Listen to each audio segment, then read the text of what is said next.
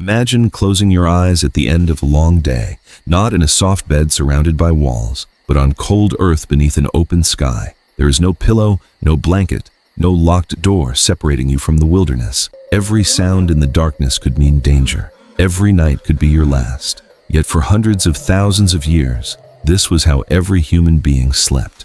The strange question is not how our ancestors survived these nights, but how those nights shape the way you sleep today. Sleep feels like one of the safest parts of modern life. We lock our doors, dim the lights, and surrender consciousness without much thought. But from an evolutionary perspective, sleep has always been incredibly risky. A sleeping human cannot run, fight, or watch for predators. Every hour spent asleep meant becoming vulnerable in a world filled with hungry animals and rival groups. If sleep was so dangerous, why didn't evolution simply eliminate it? Scientists have searched for that answer for decades. While many theories exist, they all point toward the same conclusion. Sleep performs essential work that no waking brain can fully replace. During sleep, memories are organized, damaged cells are repaired, hormones are balanced, and the brain clears away waste products that accumulate during the day. The cost of sleeping is enormous, but the cost of never sleeping is even greater. Evolution never solved the problem by removing sleep. Instead, it found ways to make sleeping safer. Millions of years ago, our early ancestors probably didn't sleep the way we do today. They likely rested in short periods, remaining alert to sudden sounds and movements. Many primates still behave this way. Chimpanzees and gorillas build fresh nests every evening in trees, choosing locations that reduce the chance of surprise attacks. These nests are simple, but remarkably comfortable. Every night, they become temporary bedrooms before being abandoned the next morning. At some point, our ancestors made a dramatic transition. Instead of sleeping high above the ground, humans gradually began spending more nights on the forest floor. At first glance, this seems like an incredibly dangerous decision. The ground held snakes, predators, insects, and competing animals. Why would humans voluntarily leave the relative safety of trees? The answer may have changed human history forever. As humans evolved longer legs and more efficient walking, climbing became less practical. Walking upright allowed our ancestors to travel farther in search of food, carry children, and transport tools. Over time, returning to trees each evening became increasingly difficult. Instead of adapting to trees, humans adapted to the ground. But sleeping on the ground required something else: protection. That protection arrived in one of humanity's greatest discoveries: fire. Controlled fire transformed the night. Its light extended the day. Its warmth protected against cold. More importantly, many predators naturally avoided flames. Around ancient campfires, humans could finally sleep with a level of security never experienced before. Fire also became a gathering place where families shared food, repaired tools, and perhaps most importantly, told stories. Some anthropologists believe these evenings around the fire played a major role in the evolution of language itself. Long after hunting ended, people remained awake together, passing knowledge from one generation to the next. Stories about dangerous animals, successful hunts, and mysterious landscapes became survival guides disguised as entertainment. The night was no longer just something to endure. It became a classroom. Yet even with fire, no one slept carelessly.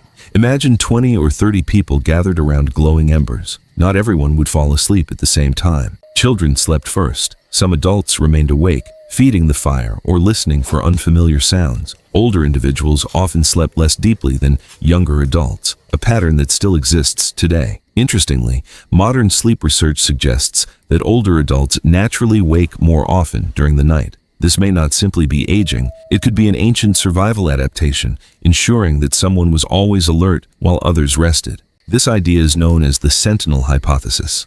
Although still debated, it suggests that human groups survived because different individuals naturally stayed awake at different times, creating an almost continuous watch without assigning formal guards. In other words, your grandfather waking up at 4 in the morning may carry echoes of an evolutionary strategy that protected entire communities.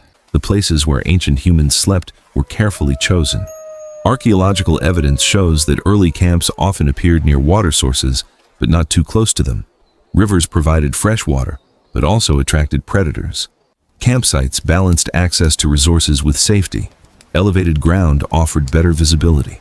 Natural rock formations provided shelter from wind and surprise attacks. Every sleeping place represented a life or death decision. Some ancient shelters were astonishingly sophisticated. Excavations have uncovered evidence of structures built from mammoth bones, wooden poles, and animal hides tens of thousands of years ago.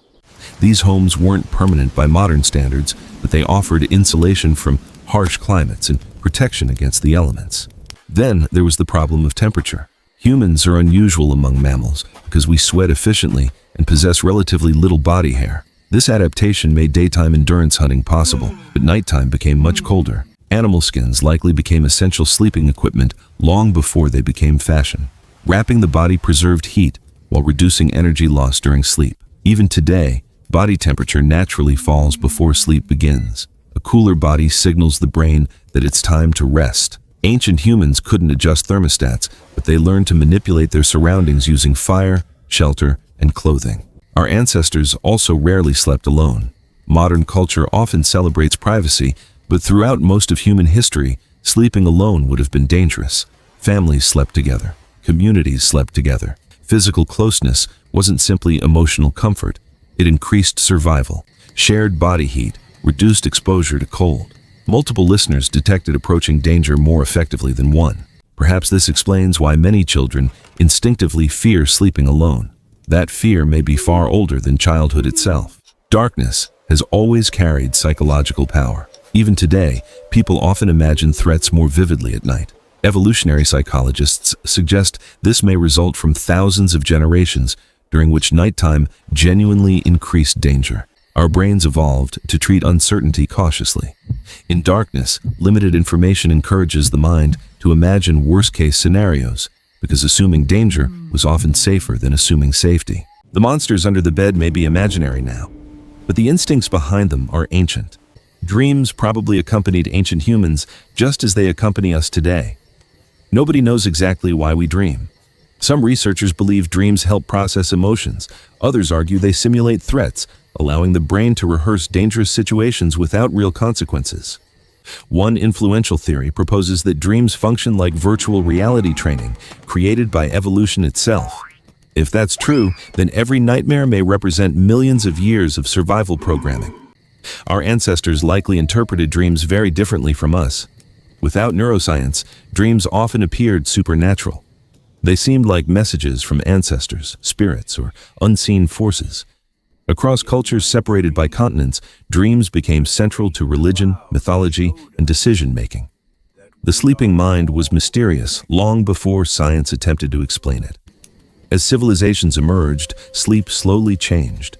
Permanent houses replaced temporary shelters. Beds evolved from simple piles of grass into raised wooden platforms.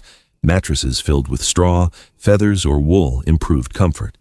Wealthier societies developed elaborate sleeping chambers, while ordinary people continued sharing crowded rooms with family members and livestock. Privacy remained rare for most of history. Only relatively recently have many people begun sleeping alone in separate bedrooms. Modern sleep has solved many ancient problems. Predators no longer circle our homes. Fire has become electricity. Stone shelters have become insulated buildings, yet our biology still remembers a world that disappeared thousands of years ago. We wake suddenly after hearing unfamiliar sounds. We struggle to sleep in completely unfamiliar places. We feel comfort when surrounded by trusted people. Many people naturally become sleepy after sunset because our internal clock still responds to light, even beneath artificial illumination. In fact, exposure to bright screens late at night can confuse this ancient biological clock. Blue light suppresses melatonin, the hormone that signals nighttime to the brain. Our ancestors had campfires and moonlight. We have smartphones powerful enough to trick millions of years of evolution into believing the sun never set. Perhaps that explains why modern insomnia has become so common. Our environment has changed faster than our biology. The bedroom may be modern, the sleeper is ancient. Tonight, when you turn off the lights and climb into bed, remember that your sleeping habits were not invented by mattresses, blankets, or alarm clocks. They were shaped by countless generations who survived cold nights, watched glowing fires, listened for predators, protected one another in the darkness, and woke each morning because their ancestors had learned one simple truth. Survival did not end when the sun went down. It depended on how well they slept when it did.